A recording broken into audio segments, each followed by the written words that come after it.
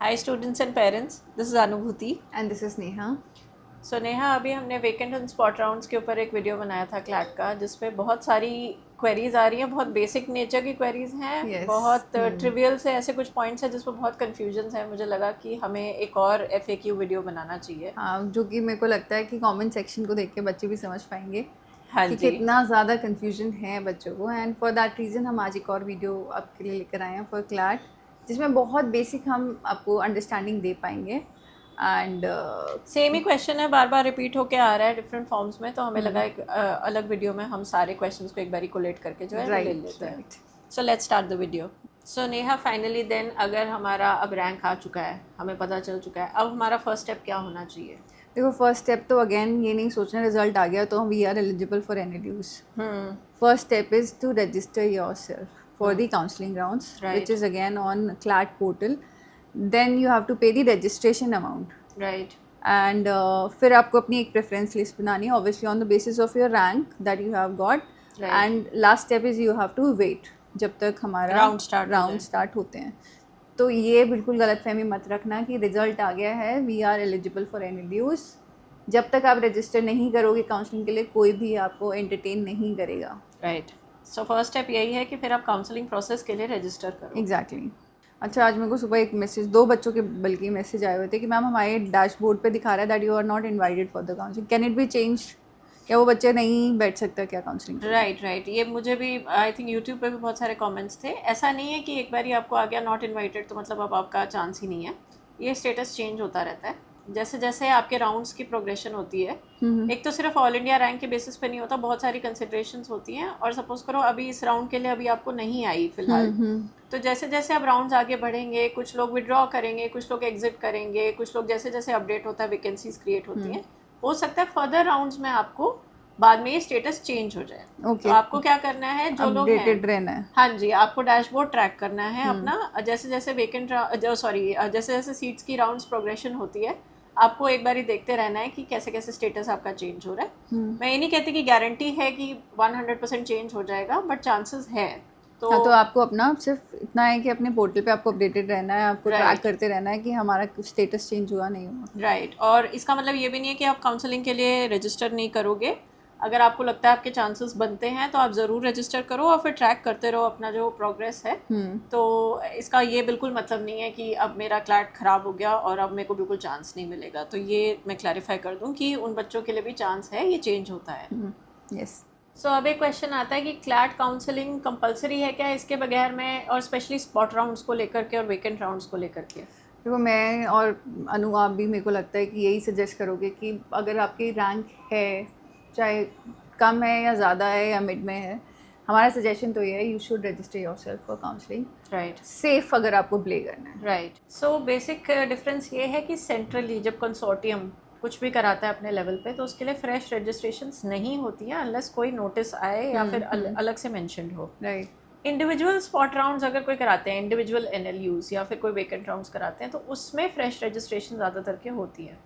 But हाँ, अब मैं यही बोलूँगी कि जो बच्चे क्लैट कंसोर्टियम के थ्रू अप्लाई करें वो काउंसलिंग करें, क्योंकि आपके कोई भी चांस मिस आउट ना हो।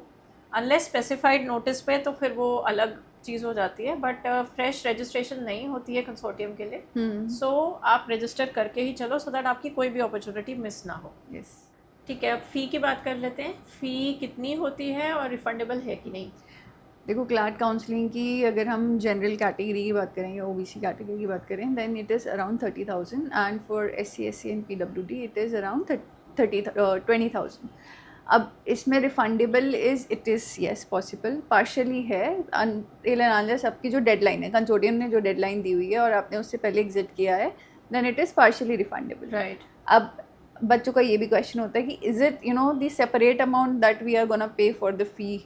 मतलब फॉर एग्जाम्पल 1 लाख रुपए किसी कॉलेज की फ़ीस है और एक बच्चे ने 30,000 रुपये उसका ऑलरेडी पे हो रखा है, तो उस बच्चे को जो बैलेंस अमाउंट है विच इज़ 70,000 वो पे करना है। It is adjustable, it will be adjusted in your fees that you will be paying to. या तो कोई सेपरेट चार्ज नहीं है। और दूसरा, अगर आप रिफंड की बात करो तो अगर आप एग्जिट करते हो ऑन टाइम, डेडलाइन के विद इन, थोड़ी बहुत पेनल्टी लगा के वो रिफंड कर देंगे। राइट। आप डेडलाइन मिस करते हो तो नहीं करेंगे। और अगर आप ले लेते हो अलॉटमेंट एक्सेप्ट करके और फिर रिपोर्ट नहीं करते हो तो भी नहीं मिलेगा। तो भी नहीं करेंगे एग्जैक्टली Right, क्योंकि नहीं तो सीट खराब हो रही है। राइट तो आप रूल्स एंड रेगुलेशंस और मतलब डेडलाइंस को फॉलो करके एग्जिट टाइम पर कर लो तो फिर चांसेस है कि आपकी वो रिफंड हो जाएगी। और आपने बोला जैसे कि वो एक्स्ट्रा चार्ज नहीं है, वो एडजस्ट हो जाता वो तो एडजस्ट होता है इट इज बिकॉज कि आप सीरियस हो या नहीं हो अपने उस प्रोग्राम राइट राइट वो भी तो एक तरह की सिक्योरिटी उनको भी चाहिए ना। राइट।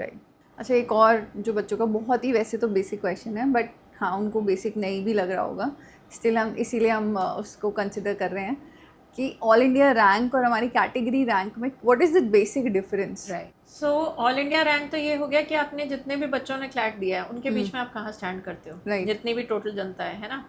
और अगर आपका कोई एक स्पेसिफिक कैटेगरी है, जैसे आप ओबीसी कैटेगरी के हो, तो अब ओबीसी कैटेगरी में सारों भी लोगों ने जितनों ने भी दिया है उसमें आपका क्या रैंक है, तो वो आपका कैटेगरी रैंक हो जाता है। तो जैसे अगर आप जनरली अगर आप अप्लाई कर रहे हो तो फिर आपका ऑल इंडिया रैंक होता है। लेकिन अगर आप किसी रिजर्व सीट के लिए अप्लाई करते हो तो फिर वहाँ आपकी कैटेगरीज की भी वो लेते हैं, उसका भी इम्पोर्टेंस हो जाती है।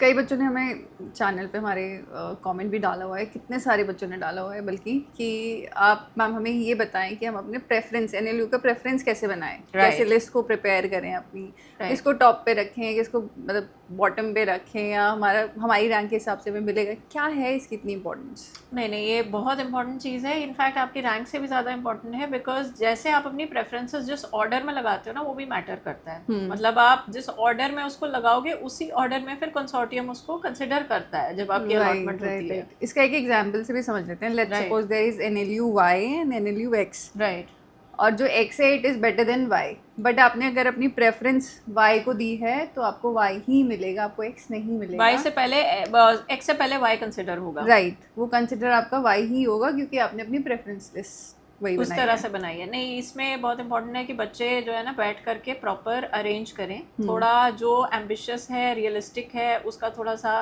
आपको पता होना चाहिए। ऐसा ना हो कि सिर्फ टॉप ही भर रखा है। हाँ राइट तो जिस ऑर्डर में आप अपनी प्रेफरेंसेस को लगाते हो उसको थोड़ा ध्यान से लगाना, क्योंकि वही फिर लॉक हो जाती है एक बारी कंसिडर होने के लिए, क्योंकि एक बारी वो लॉक हो गई। हाँ देयर इज नो चेंज। आप ये मत सोचना कि आपने एक बार ऑर्डर डाल दिया है उसके बाद आप चेंज कर सकते हो, एडिट कर सकते हो, ऐड कर सकते हो, रिमूव कर सकते हो। नो, कोई रीऑर्डरिंग नहीं, कुछ नहीं, nothing. So whatever you have filled it is blocked. Right वो एक बारी आपने लॉक कर दिया और उसी के बेसिस पे फिर एक बारी आपकी अलॉटमेंट स्टार्ट होगी। तो कई बारी बड़े हाई रैंकिंग स्टूडेंट्स भी जो हैं वो कई बारी फिर लूज आउट कर जाते हैं इस चीज़ में, क्योंकि उन्होंने ऑर्डर प्रेफरेंस अगर आगे पीछे कर दी तो फिर वो पूरा आपका जो है वो जो भी आपने अपने लिए whatever you are doing do it very mindfully. Right ये सबसे इम्पोर्टेंट स्टेप है।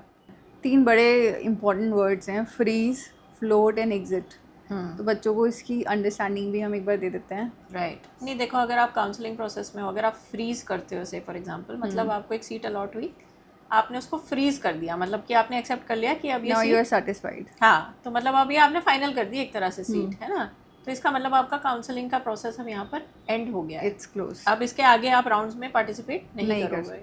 अब ऐसे ही फ्लोट में क्या है, आपको सीट अलॉट हो गई है but you are not happy, you are not satisfied, आप अपना वो काउंसलिंग वाला है, you can keep it open and जब भी आपको बेटर एनएलयू होता है then you have to freeze it, so you are actually floating. Right आप अपग्रेड करने का ऑप्शन आपने एक तरह से खुला रखा हुआ है। तो आपका अगर लेट्स सपोज जैसे मैंने पहले भी बोला एनएलयू वाई और एक्स में अगर एक्स बेटर है तो अगर आपको पहले वाई मिला और नेक्स्ट काउंसलिंग में क्या पता आपको एक्स मिल जाए, तो इसलिए आपको ये फ्लोट यूज़ करना है। राइट तो आपको अपग्रेड का ऑप्शन खुला रहता है। राइट और एग्जिट अगर आपने कर दिया मतलब आपने छोड़ दिया प्रोसेस, आप निकल गए प्रोसेस से। हाँ तो बहुत मतलब खत्म। हाँ तो बहुत सोच समझ के आपको एग्जिट करना है। राइट तो मतलब आप फ्रीज बहुत जल्दी कर दो तो आपका फिर कॉलेज छूट जाएगा आगे के। अगर आपके पास अपग्रेड का ऑप्शन है तो अगर आप फ्लोट करते हो और आपके पास में बेटर ऑप्शन है अपग्रेड हो सकता है। राइट और एग्जिट बाय मिस्टेक मत कर देना। हाँ अच्छा नेहा, अब ये पूछते हैं कि अगर राउंड 1 में सपोज मुझे एक सीट मिल रही है तो क्या मैं अगर मैंने उसको ले लिया तो मैं आगे फिर कुछ और कर ही नहीं पाऊंगा, आगे अपग्रेड ही नहीं कर पाऊंगा? देखो अपग्रेड का ऑप्शन होता है जिसे हमने अपने लास्ट क्वेश्चन में भी बताया बच्चों को कि अगर आप फ्लोट चूज करते हो तो दैट मीन्स आपके पास ऑप्शन है अपग्रेड करने का, और हमेशा कभी भी ऐसा नहीं होता है कि आपको डाउनग्रेड होगा, आपका हमेशा अपग्रेड ही होगा। So you have to choose float. अगर आपने उस चीज़ को फ्रीज कर दिया ऑब्वियसली वो फ्रीज हो गया, एनएलयू को समझ आ गया कि इसका ये फाइनल है। राइट तो आपको वो बेवकूफ़ी नहीं करनी है, you have to keep it float. और बेटर मिलता है अगेन आपकी प्रेफरेंस लिस्ट भी ये बताती है कि आपको क्या मिलेगा। राइट, अगर आपके आपने प्रेफरेंसेस में वो हम्म। ऑप्शन अवेलेबल है, आपको लग रहा है आगे और बेटर चांसेस ऑप्शन हैं, हाँ अवेलेबल है, then only you will get it. ऐसा नहीं है कि आप कुछ बेटर खुल गया लेकिन आपको तब नहीं मिलेगा अगर आपने लिस्ट में नहीं डाला हुआ है। राइट, तो अगर आप फ्लोट कर देते हो तो मतलब आपको एक सिक्योरिटी हो जाती है एक तरह से कि ये सीट मेरे पास है। एटलीस्ट वो तो है आपके हाँ, पास। तो आप और बाद में जाकर के इसको फ्रीज कर सकते हो, पर थोड़ी देर देख सकते हो कि हाँ अगले राउंड में कुछ खुल रहा है तो maybe we can upgrade. Right right. तो दोनों ऑप्शन रहते हैं। सो नेहा, पार्ट 1 में तो अभी हमने ज़्यादातर जितने भी फ्रीक्वेंटली आस्क्ड क्वेश्चन है वो हमने कर लिया, लेकिन अभी भी बहुत क्वेश्चन ऐसे हैं जो बचे ऑन द हैं। Basis of our comment section, yes. Right, comments में ही इतने सारे क्वेश्चन हैं, तो एक और पार्ट 2 भी करेंगे पार्ट हम 2 भी इसका, इसका करेंगे, यस। और उसमें और क्वेश्चंस लेंगे। और उसके अलावा भी जितने क्वेश्चंस हमें आ रहे हैं आप हमें कमेंट सेक्शन में और बताओ, और भी कोई आपके डाउट्स हैं जो आपको लगता है कि हम हाँ, डिस्कस और करें। हम आपको ज़रूर जवाब देंगे उसका, आप वेट कर सकते हो। मतलब ऐसा नहीं होगा कि हमारा आप आंसर नहीं आए आपको, you will Right. Get the answers.